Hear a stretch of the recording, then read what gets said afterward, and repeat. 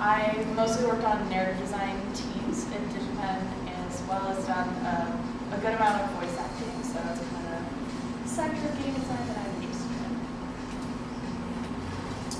My name is Greg Walls. Been in DigiPen for a couple of years, going into my junior year now. I'm in the RTIS program, the Real-Time Interaction Simulation, which is a very fancy way of saying game program. And I also do game design, and I produced my last team for Game Web Games. Do we have any questions from the audience? I have a question. Well, Or to get into the gaming world. started at the age of 3 for me. That was my parents' parenting strategy. They kind of just sat me in front of a TV and was like, play Zelda. And I was like, okay. For me, actually, game design came a little bit later because I worked at Sucker Punch for 5.5 years as a tech artist. It's mostly a service-related industry, and it wasn't until I got my hands on Project Spark and something that was more an engine that you could create in that I found that I had something to express to other people and something to say. And so that was kind of a launching point for me, coming to grips with the fact that being a game designer is about many different things. It's not just about servicing other people, it's about expressing yourself. So that was kind of my experience with it. Yeah, mine also started at a very young age. When I was really little, I told these guys a story the other day. Me and my family, we didn't really do gaming systems until we got home one day and found a Nintendo 64 on our porch. No idea who left it there. And to this day, I have no idea who left it there. But that kind of started this really long, winding path. And then in high school, I got really into computers. And I actually started in Japan in the RTIS program for programming. But while I was there, I found that while I could do programming, I was passing my classes and everything, my real passion was in creating that experience, like getting past that wall of code and then seeing what I can do with it to really have people make, get people to have fun when I was working with. So I switched degrees and I've been doing that ever since. Well, I started gaming when I was really little, so little I can't even remember. The thing that actually convinced me that I wanted to work in video games is basically I was working in retail after graduating. And I got tired of it, quit my job, started watching some streamers of games online, and they were playing Super Metroid. And they were just having a blast with it. It's a 20-year-old game at this point. And I kind of went, that's what I want to do. I want to make a game that 20 years from now, people are still having fun, still having the time of their life playing. And that's what my goal in life is now.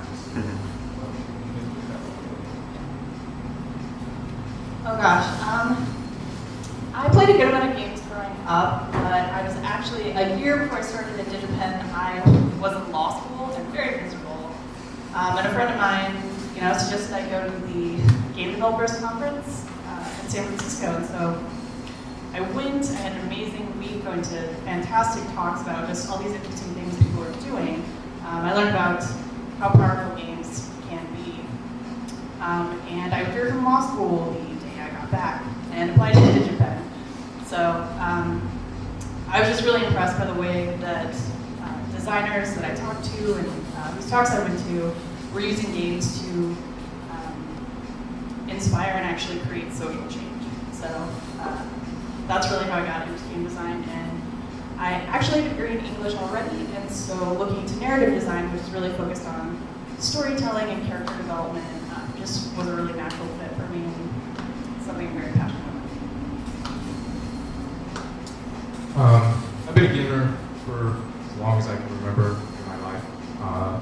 Started from a very, very young age, like on the Atari that we borrowed from our cousins, the original Nintendo system that we borrowed from our neighbors that played, until one day our parents bought us, me and my brother, a Super Nintendo.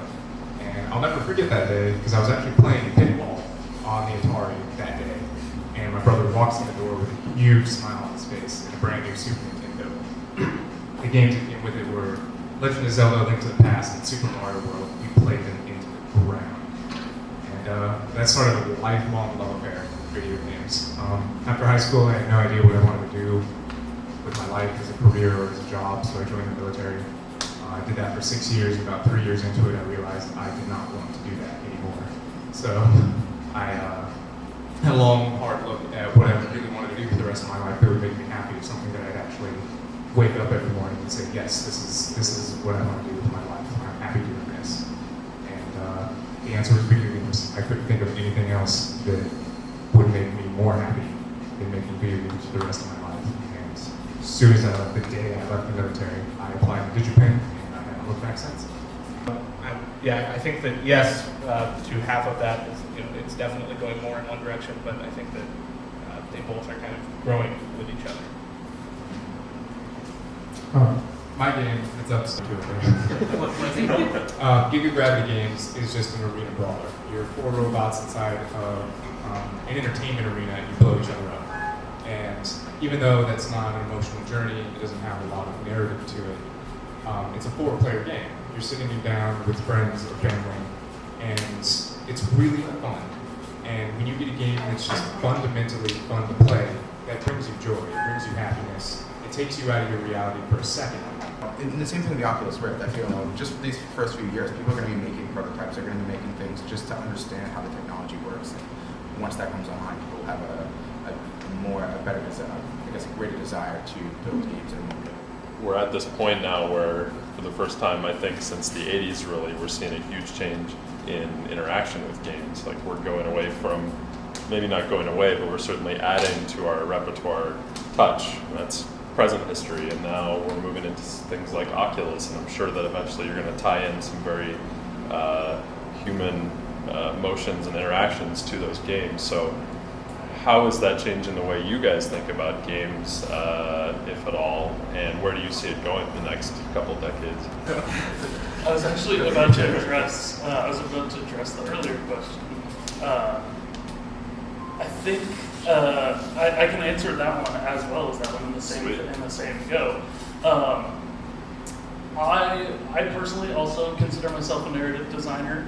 Maybe not as proactive as Alexandra is, but narrative design is kind of where I see the future of the industry going by and large, is where there's still a lot of room for development.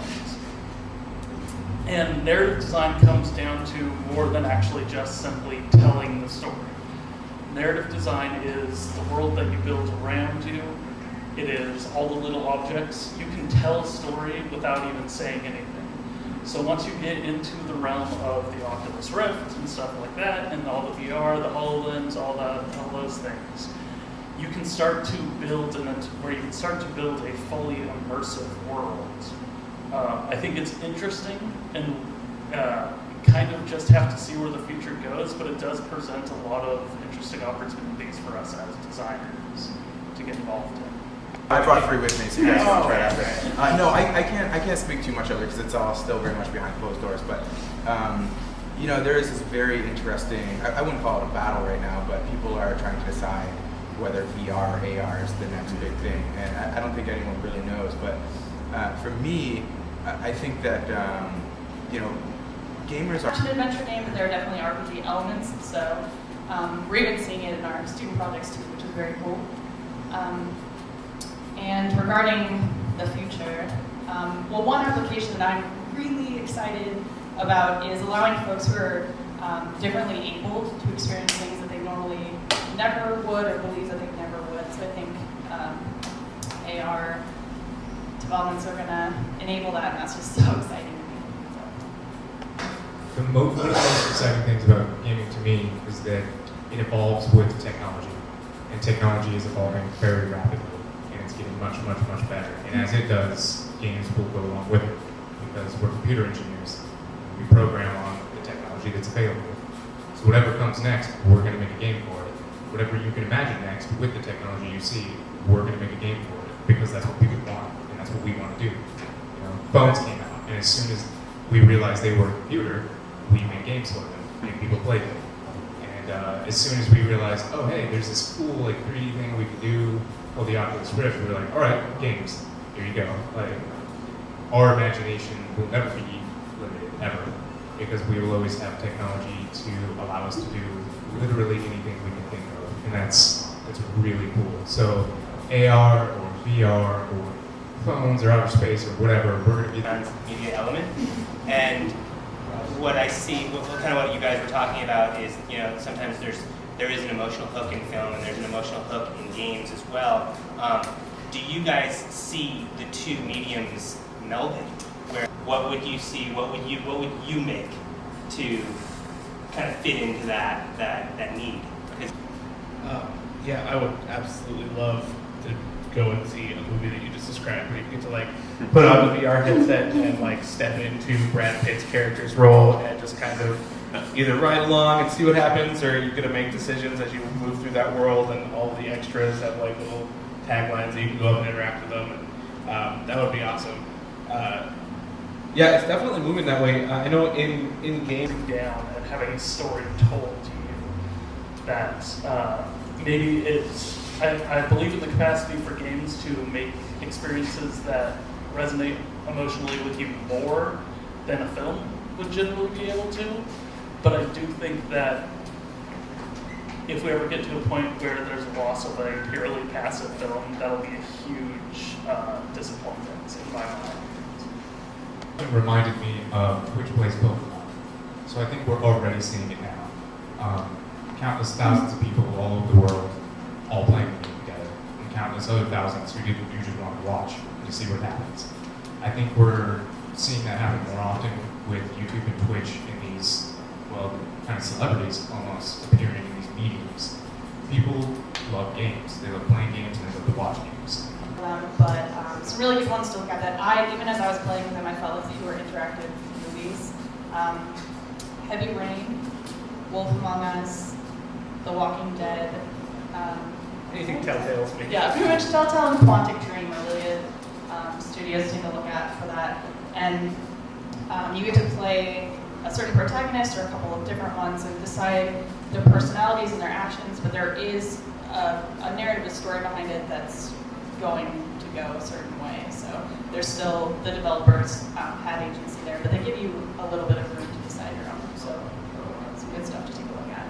Talk a little bit about kind of an idea that I have that I think would be really cool. And I don't think it's too far away, potentially, but it kind of melds two different things that I really like. I grew up reading a lot of choose your own adventure books, which I think are super rad, and people enjoy choice, and a lot of it came from that. Are you familiar with Her, the gaming company Her that does all the Nancy Drew games? I'm familiar with them. Yeah. Sorry. So I like that aspect of kind of early reading as a child. And then kind of more recently I've stumbled across this thing called Puzzle Break, which is where you go into a room with about 12 other people and you solve a puzzle together and you have an hour to do so. And so I think it would be really neat to take something where maybe everyone has a headset on, or maybe it's AR, or whatever it might be, and you are playing with people around the world trying to problem solve together in an interactive environment that is unfolding in front of you. And whether that's puzzle-based or whether that's a film, and you're choosing how that unfolds, I think that would be a really neat experience for the individual and a good team-building exercise for people that are playing together. Single player, two-player, four-player, and that's it. What's next? When's the next leap forward? Number of players, or just design in general, or So the design challenge for 4 players always concerned couches. So you're selling it to somebody that's going to sit on the couch, and the couch happens in a couple of different places. What happens when you have more than a couple of couches? What happens? Say you want to design a game for the IMAX, and you have to have 200 people in the theater. When does that leap happen? Gotcha. And I Because think it's a gulf. It's a question that places right now are going out of business. Movie theaters in the night. Whereas in China, they're opening new theaters every week. I don't necessarily have an answer for that. What I will say is that Because technology has been moving so quickly, we now have second screen capabilities at all times. There's no cost to create these types of experiences now. Scott Macklin. He's a professor of communications at University of Washington. Don Thacker, owner of Kinabos Films. This guy right here. This is Rick Walters. I want y'all to take a look. All right. Good. He is one half of the transmedia web series Phoenix Run, which opened our opening night here at Stiff. And if you haven't seen it, you should talk to this guy. He's Well, I actually haven't seen it. I talk to him almost daily, so good luck. That's Skip for you. This is Jeff Barber, and he is the owner of Laughing Tortoise Media, one of the older transmedia companies here in Seattle, and also is a. Did we already do your forum on web series? Yesterday, yeah. Yesterday. Yep. This is how well I'm in blue. So we're going to talk about transmedia, what it was, what it is right now, and the future of transmedia. Gentlemen, discuss. Dudes, that's why we're here. This is ridiculous. Oh man, you gave me a microphone. Okay, so transmedia is not new. Transmedia is not novel either. What? Oh, that's the Double fisting. No, I was just now that side has one and we have one, and it's cool. Transmedia is not new or novel. It's what humans do. We've given it a name, which is really weird, and then we like tried to co-opt it into some cool like new age thing, but it's really just like, hey, you see that movie? Yeah, I saw that movie. Want to draw a comic about it? Yeah, let's do it. Or like, let's tell a story. Oh, wait, we have this ability to make feature films now. That's really cool. What's the first film we'll make? I don't know, a book. Like, it's transmedia is storytelling. Human beings are storytellers. It's just what we do by default. The first cave painting ever was some guy making up some shit he did about hunting. It's super simple. That was our first connection to storytelling, or at least our first connection to art. And we run with it, do a cool thing. I'm getting that. So this right here, there is a red portion of the meter over there. That's actually, It's a tangent. Yeah, he started it then. that was actually my point. Sun here with this new buzz of transmedia. We've got some developers here. I'd like to hear about your work. What are you doing that's actually pushing that parameter? But I love where he was going with tangent, because in many ways, tangent doesn't necessarily coincide. I have a story, do I put something out on another format? Is it a tangent? It wants you to go deeper or further? And what do you mean by tangent? Well, we'll hear everything he said in a nutshell. Basically, transmedia to me is a narrative unfolded over multiple platforms. It doesn't have to be multiple platforms like your computer, a book, or whatever, but it's the same story narrative. And using George Lucas's model as an example, George Lucas created the expanded universe, the extended universe for something. Everybody know what the EU is with regard to Star Wars? Okay. Well, the first fan fiction started back in the 70s. It's a world, and that world lent itself to telling other stories. And there will be fan films from every single goes through that tells the story of our protagonist that happens in the web series. But then in the video game, we have a vine that comes off that allows you to have agency, like Don wants to talk about, within this world of Phoenix Mark stories. The comic books and drive traffic. The narrative happens. It'll never change. It started a long time ago, but what? There's going to be a time to open up questions. Now's the time. Now is the discussion, man. Please. So, what you're talking about having a vine, I love that. But I know that before I heard the word transmedia, which was 4 or 5 days ago, I would think of, especially like the Star Wars universe, as getting them interested in what we're doing. And we have to do it on a much smaller scale than it's been done in the past, because there's no more big studio money. Cavalry is not going to come and bail you out of your artistic conundrum. So I think transmedia is just dollars on a 5-day shoot in post-production. You can do the same thing on that same scale with a comic book, or a video game, or a novel. Or The key point about transmedia, which is participatory storytelling. So a true transmedia platform will give the audience opportunities to either participate in the story, add to the story. As Rick mentioned, Star Wars, you can find fan films out there, but I think the real opportunity for us as independent filmmakers and media makers is we have an opportunity to invite people in, make them a part of the story. When they get invested in it, they tell other people about it, and that's how you grow your audience. And you can do that organically with a fraction of the budgets that are required for Hollywood-type movies that cost $200 million to make in another. Okay, what are the revenue streams that we can create out of multiple paths to tell a story? I think that you're right, it's participatory media, but people have already participated. With Star Wars, people were participating in creating their own worlds regardless of the word cinematography at its root based. Cinematography, writing with the camera. Give away some of the narrative in order to have participatory, media. Through line and marketing. That's it. I know some dudes who can draw. I'll make them draw a thing. But what I've done is I had a story about a guy who wants to blow up the moon, and that by default, and some of it can only exist if I have total control of the narrative, and some of it can only as a video game. That's totally legit.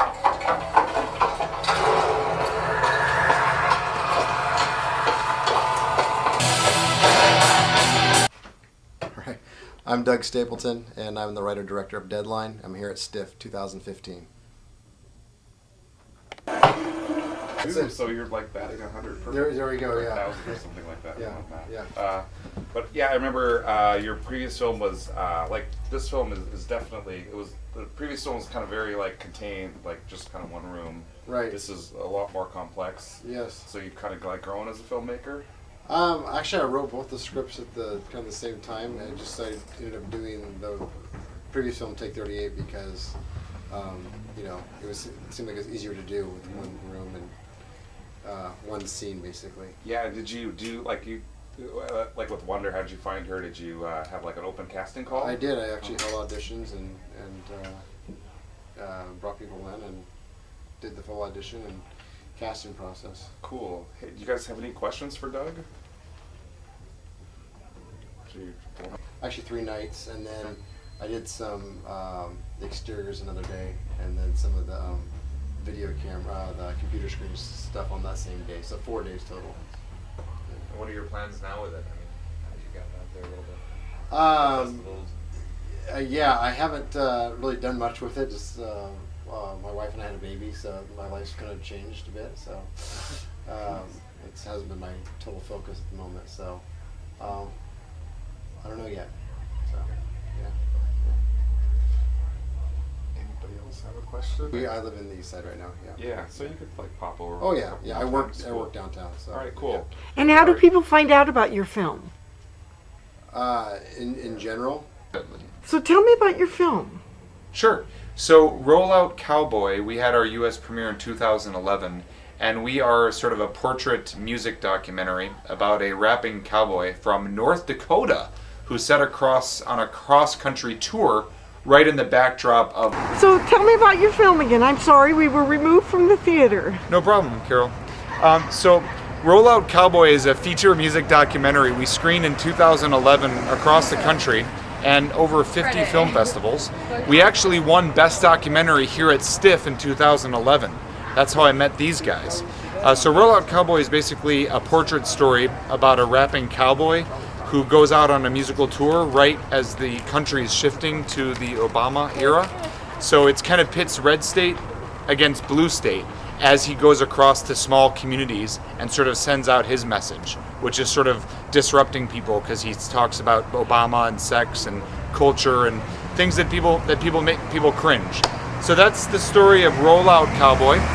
And how do you can find us on Instagram and Twitter and Facebook. We're still marketing, and where they can get the film now, we're available on Amazon, Google Play, YouTube Movies, Vudu, and one more. But Google Play, I mentioned that one. So yeah, we are available if you want to find us online, and visit our website at Rollout Cowboy. Thank you. Thank you. So you have a card. And here's our logo, Rollout Cowboy. Nice. There you go. So take one of those for the road. Yeah. And we'll look forward to seeing you in the theaters. Thank you. And thanks for being on my TV show, Public Interest Issues. Yeah, no problem. We'll have to connect. Thanks, Janet. That's a wrap.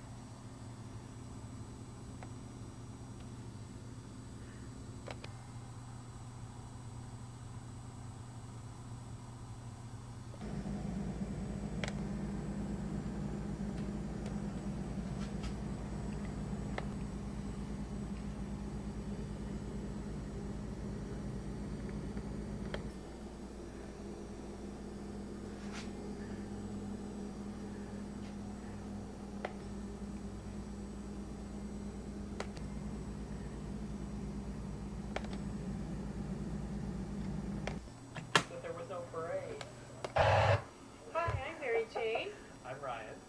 And we're on Jana's Behind the Scenes Public Interest Issues show. Yes. We help get her ready for in front of the camera as stress relief team. Ryan is a masseuse. Yes. So I'm here to I'm here to relax Janet, make her feel better, but I can also do that for you and anyone else that comes in. Myself as well. Yes. With Nails and Feet. We love her. She's a great person. We hope you tune in and continue watching. Watch it. Public Interest Issues We're looking with forward Janet. to it. Thank you. Welcome to Public Interest Issues, a Scan TV show with host Janet Christensen O'Brien.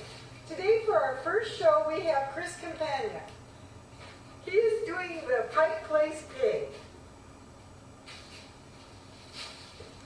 Now Chris, why don't you tell us a little about yourself? Again, my name is Chris Campagna. I'm from Chicago. I'm an artist. I never went to school to be an artist, but it's my job now. I went to school to be a writer. See how good that's doing to me. But I live in Chicago. I do a lot of charity events, including the Pike Place Market. I did the Pigs on a Parade 2001, I believe. And I did 4 Pigs on a Parade. The Babe, the Band of God Sale at the market. I did 2 more pigs.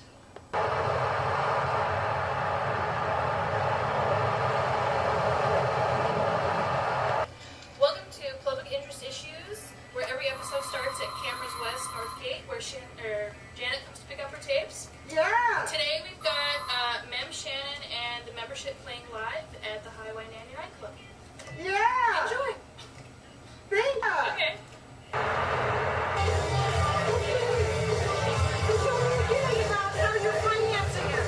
Well, I've been a big fan of Mem for a long time, and got an email from his manager who made a very convincing case that they needed money to record a live disc. And I thought, why not? So I helped finance it. And are you from Seattle or where are you from? I'm from Chicago originally, but lived in Seattle for 15 years. Big fan of the place. Should I look at you or should I look at the camera? Well, you can see yourself right here. Mm-hmm. Yeah, and so that's what it looks like. So look at the camera, and then can you tell me your name, or do you want My name is Mark. Mark? My name is Mark. And thank you very much, Mark, for being on my show. My show is Public Interest Issues, and I'm doing the story for you. He's a great guy, great blues musician. And what else can you tell me about him? Well, I think when you think about Mem, he does a great job of bridging the gap between blues and funk and a little bit of this, a little bit of that. It's very genuine, and what he lacks, what his band lacks about the he makes up over tenfold.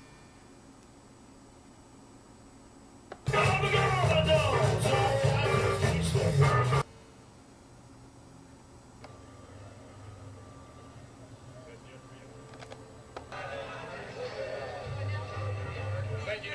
Thank you.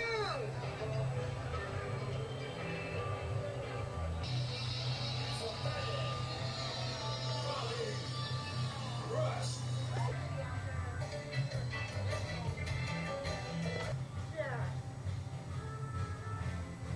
And now this is Bobby Rush. And you guys are going to be performing, and it's just kind of nice to be backstage and behind the scenes. Well, this is behind the scenes. That's what you do before you do what you do. I'm getting ready to go to work in a few minutes. I'm sitting here time to relax and getting ready to do what I do. I know it. You do a great job. You both do a great job. Yeah.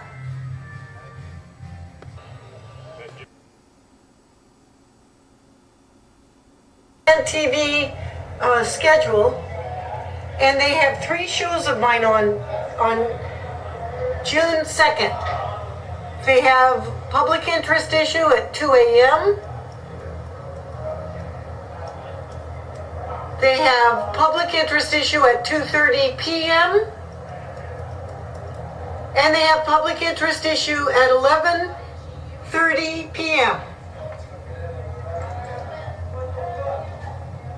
So if you look at the schedule for June 2nd,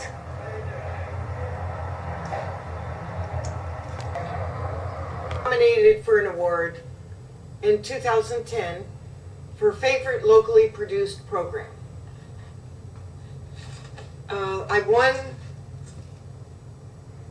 the award for favorite entertainment or visual art. Here's my award. 2009, I was also nominated for favorite one-time only producer from Scan. The media. At Scan TV. Other nomination. Murray's campaign press. Did a show on that. With Indie Media. Indie Media. I've been impressed with that since 1999. Indie Media. I write articles. Published author. Read when you've copyrighted a book. That was in 1983. Also been featured in the Quebec Almanac. 1984, Quebec Almanac. And they're quoting me in French. That's the Quebec Almanac article. There I am.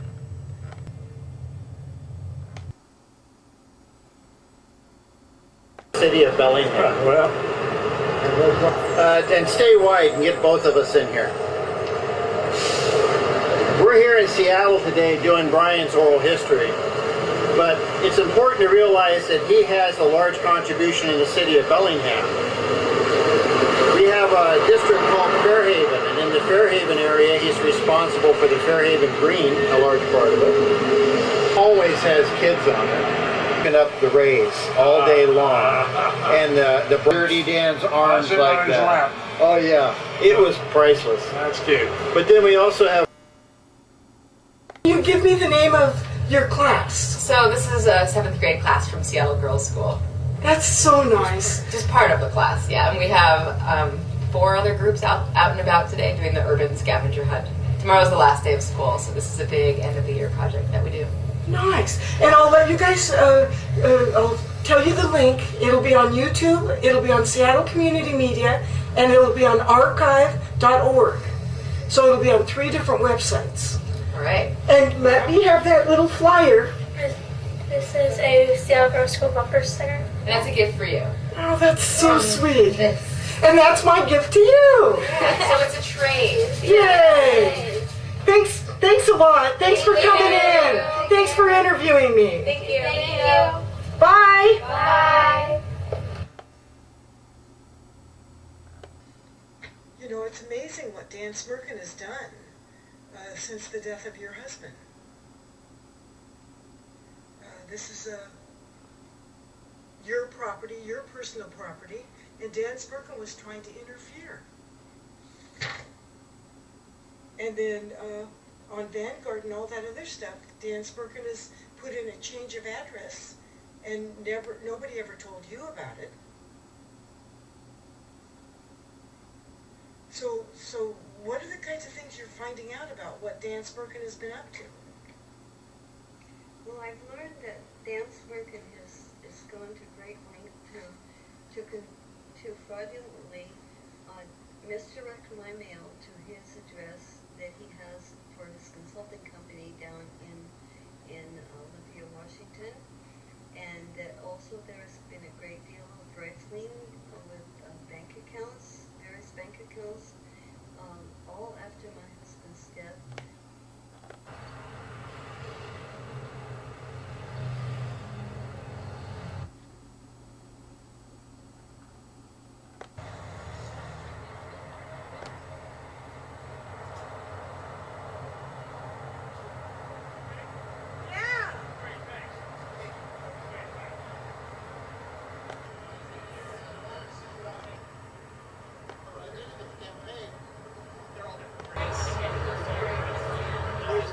Hey, I wore a tie the other day. So what are you trying to tell me? It's hard for me.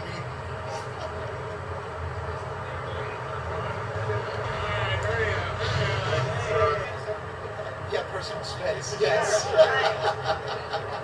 till they start screening you at the press conferences. They say, get used to it. I'm going to get real weird. Have done before the questioning you get. Okay. Who are those guys? Take a shot. Okay. Okay, I'll go there. Thank you. So, just a note before we start. We planned and committed to this press conference before knowing the scope of the tragedy in Haiti. So, we'd urge Seattle residents to be generous in their response to that tragedy. We certainly don't want this press conference to distract from that. We'll be sending out a message to city employees pointing out our front. As you may recall, during the campaign, the Sunday night edition of TS Radio. The only topic we discuss on these shows is the issue of guardianship abuse across the nation. It's epidemic. It is human trafficking. It is the most disgraceful situation. We are being co-hosted again by Beverly Newman. And Beverly, I want to thank you for coming as an elder advocate. Janet Christensen O'Brien from Seattle Detective Agency, who has worked on some major cases, took one all the way to the Supreme Court. And when we bring her on, we're going to talk for about 45 minutes, so all of you get an idea of what all she has been involved in, what she does daily, how she has approached this, how she tries to expose it. And after about 45 minutes, if you would like to call in with a question or comment relevant to our guest on this show, we kind of worked together and collaborated on a few things here last year. And this is Janet O'Brien, and she runs Seattle Detective Agency, and she became involved in a case for a lady by the name of Dorothy Griega, and I'll let her explain that to you. This is the case that she did get all the way to the Supremes, who of course couldn't be bothered with anything like that, called Public Interest. And it's she up in Seattle that she does on cable television, lots of footwork, lots of hard work, lots of research. And Janet, I want to thank you so much for coming on the show this evening. Thanks, Marty. I totally appreciate you tremendously. And thank you for giving me the opportunity to be on your show. And thank you for the PP Gazette blog that you did on the Dorothy Griega issue, too. You're just such an advocate for helping people out there get justice, and I totally appreciate that. I'm working on 3 different guardianship cases right now, Dorothy Griega, Arthur Hayes, and Robert Hamlick cases. And all of these cases, the wards have been defrauded, and the attorneys have misrepresented their capacities to the courts, and the attorneys have defrauded them. I'll go into each case individually, if that's okay with you, Marty. Sure, please do. Okay. In the Dorothy Griega case, what happened there is she called me in March of 2007, and she kept calling me. She called me about 30 times, and she kept telling me that her attorney was ripping her off. And I finally went over to her house and listened to her story, and I realized that her attorney was really ripping her off. And we got an accountant on board whose name was Ron Hansen. Ron Hansen is an Edmonds, Washington accountant, and he looked at the stuff that I was doing, and he said that the EIN number that Richard Gregoric, who was an attorney, set up for Dorothy Griega, for the Griega Charitable Trust, the number on that EIN number was a fictitious number, and that Richard Gregoric had a woman named Victoria Salas, S-E-R-L-E-S, who was a trustee for the charitable trust.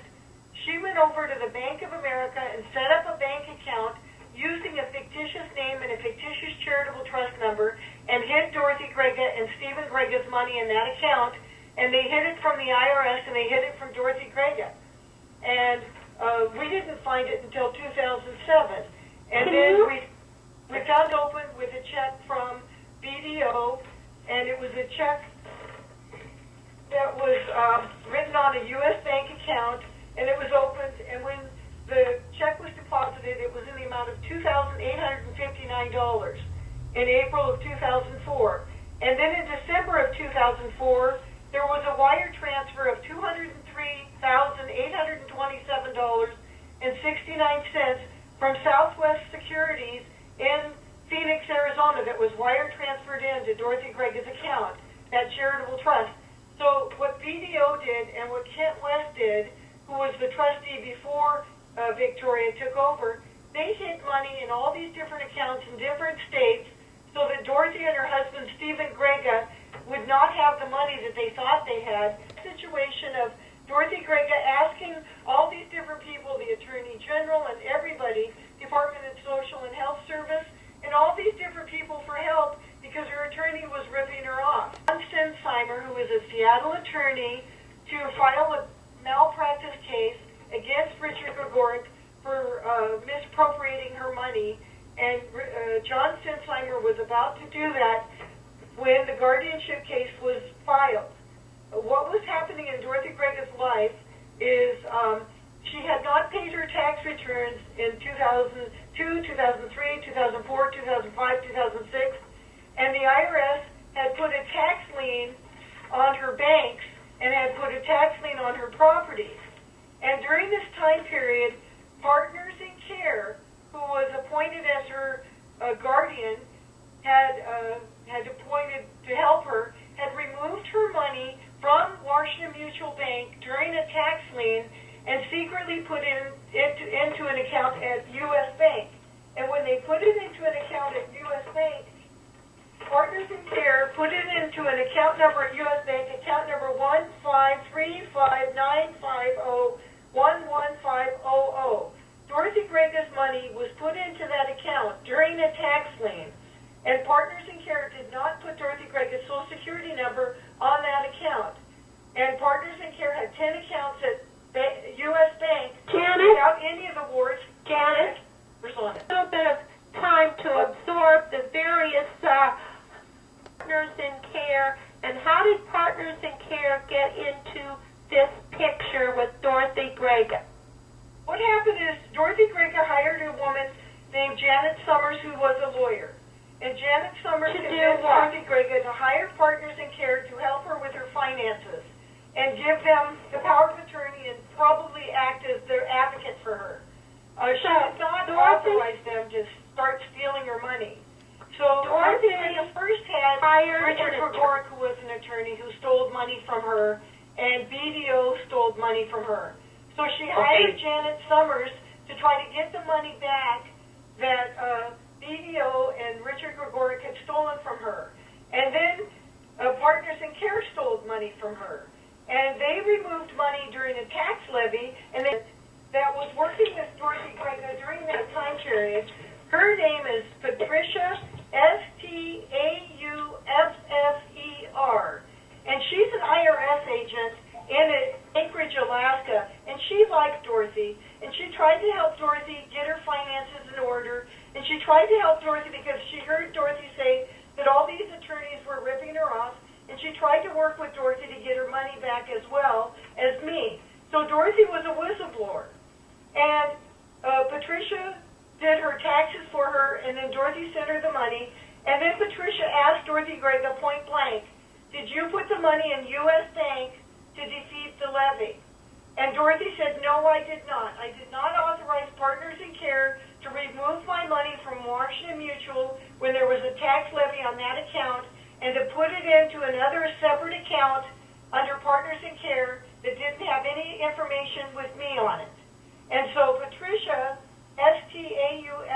Stauffer, with the IRS, knew that Partners in Care was involved in tax fraud and walked it into the Mercer Island U.S. Bank with a woman named Gloria, who was a personal friend of hers and her driver. She walked it into U.S. Bank to ask them to return her money that Partners in Care had removed. And U.S. Bank also never returned Dorothy Grega's money to her. Several attorneys.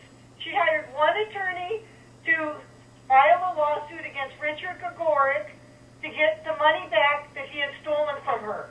She hired another attorney. These attorneys misrepresented their capacity to the court because Gregory Miller, who represented Dorothy Grega in the appeal and in the Washington State Supreme Court, He never talked to Dorothy Grega in his life, and that's a violation of ethics. An attorney has to discuss strategy and mail things to their client.